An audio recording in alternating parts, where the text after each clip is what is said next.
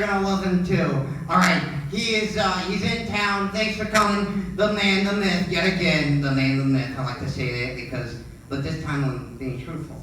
The man, the myth, Sean D. Everybody, Sean D. Sean D.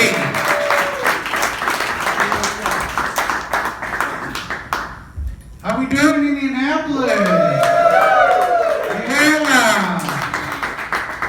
So my name is Sean D, and I just recently realized that I look like a masculine lesbian.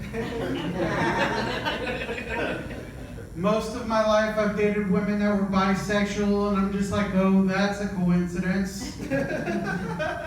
No, dummy, it's because you look like you lettered in softball, choir, and scissoring. I know what you guys are thinking. Does he know he's that fat? I do.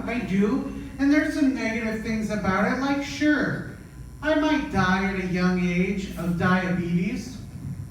But there's some really cool parts too, like if I get an attractive girl to have sex with me, she typically does all the work. That's not because I'm being lazy, I'm just taking mental pictures, because that shit doesn't happen that often. I think it's the whole fat guys have small dicks myth. I have a medium dick. Like if my dick was on Uber, you'd get 3 stars. He can take you where you need to go, but you're not going to be super impressed when I show up in a Chevy Cobalt. I mean, it's not an Escalade, but it's not a smart car either. Guys, when I was born, my dad was only 16 years old, so we kind of grew up together, you know? While other kids would go to their dads on the weekend and go hunting and fishing, our weekend activities were playing Madden till the wee hours of the morning, while my dad got stoned like a biblical whore.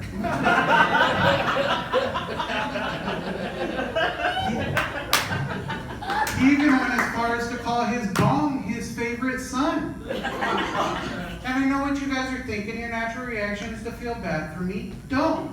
There's a silver lining here. At least that's the only son he put his mouth on.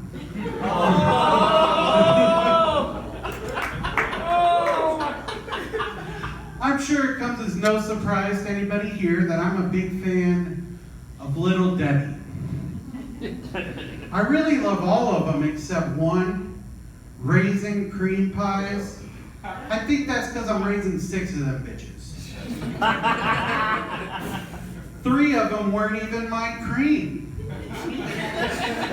Yeah, that's a joke about being a stepdad. So guys, I'm from the generation that played gay chicken.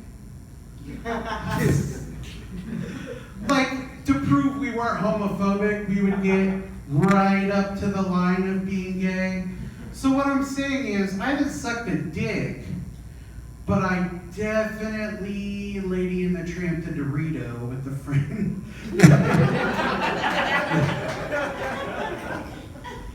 I'm a millennial, so like most of my generation, I'm a big fan of hip hop and R&B.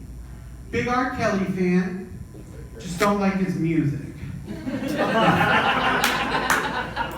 No, I'm kidding, of course. I saw his special on, I saw his documentary on Netflix, Surviving R. Kelly, and I got a few problems with that. First of all, through the whole thing, he's just talking about how much he loves his kids. I'm like, that's not the problem, Robert.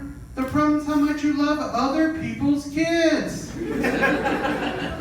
Then he starts talking about how he doesn't have any bail money, and I'm like, what happened to all that remix to Ignition money, buddy? Piss it all away? Now, guys, I'm not saying I condone what the man did, by any means.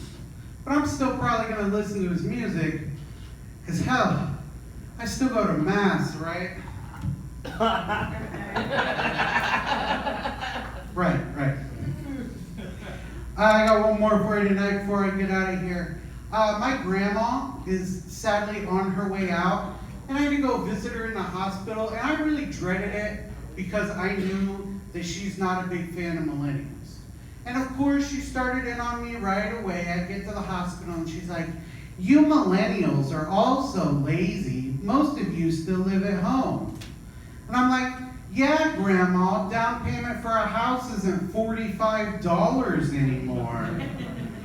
Then she starts talking about, "Oh yeah, well, you millennials are just so entitled." I'm like, "Wait, my generation's entitled? I'm pretty sure I'm not from the generation who had a problem sharing our buses, bathrooms, and schools." Oh. That's what she always wins the argument. So she brought out her big guns, and she's like, "Your generation's just too dependent on technology." So I unplugged her. Who's dependent on